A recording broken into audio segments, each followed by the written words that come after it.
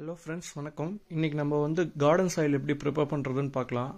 நான் யூஸ்வலாக garden soil prepare பண்ணுறதுக்கு முதல்ல மரப்பட்டை எடுத்துக்குவேன். இந்த வேப்ப மரத்து பட்டை. இது எதுக்குன்னா இது ஒரு கிருமி நாசினி மாதிரி தான். அவ்வளோ சீக்கிரம் வேரழுகல் நோய் எதுவும் வராது.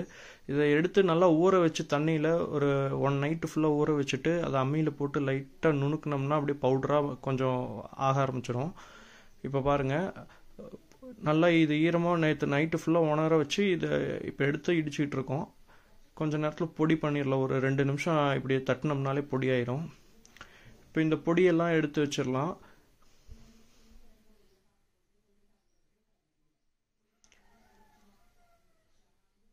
இப்போ தென்னை மட்டை நார் இருக்குல்ல, அதை உரிச்ச மட்டையிலேருந்து எடுத்துக்கிட்டேன். அதை நல்லா பிச்சு போட்டுக்கலாம். பிச்சு போட்டுட்டு இதையும் அந்த பட்டையும் இடிச்சு வச்ச தூள் இருக்குல்ல, இது ரெண்டையுமே ஒட்டுக்கா கலக்கி வச்சிடலாம். ஏன்னா இது இப்போ வெறும் மண் எருவு மட்டும் போட்டால் நல்லா அழுத்திக்கும். விதையெல்லாம் முளைப்பு திறன் நல்லாவே இருந்தாலும் ஆனால் அதை மேலே முளைக்க வராமல் மண் லேயர் அழுத்திக்கும்.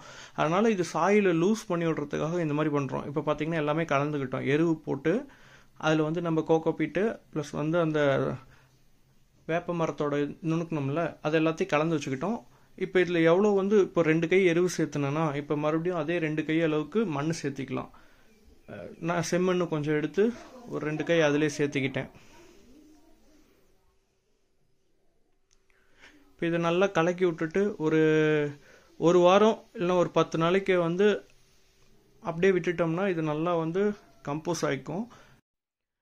இப்போ இந்த கோகோபீட் சாயில் நார்மல் சாயில் ரெண்டையுமே எடுத்துக்கிட்டேன். ஒரு பெட்டில் மேலே நார்மல் சாயில் இருக்க, கீழே கோகோபீட் போட்டு 2லையும் தக்காளியும் மிளகையும் விதை போட்டிருந்தேன். கீழே இருக்கிறதுல ஓரளவுக்கு நல்லாவே வந்திருக்கு, மேலே முளைக்கவே இல்லை. இது காரணம் மேலே மண் இருக்கலாக இருக்கிறனால அந்த விதை முட்டிகிட்டு வர முடியல. ஸோ நீங்களும் இந்த மெத்தடை ட்ரை பண்ணி பார்த்துட்டு உங்களோட கமெண்ட்ஸை கமெண்ட் பாக்ஸில் போடுங்க.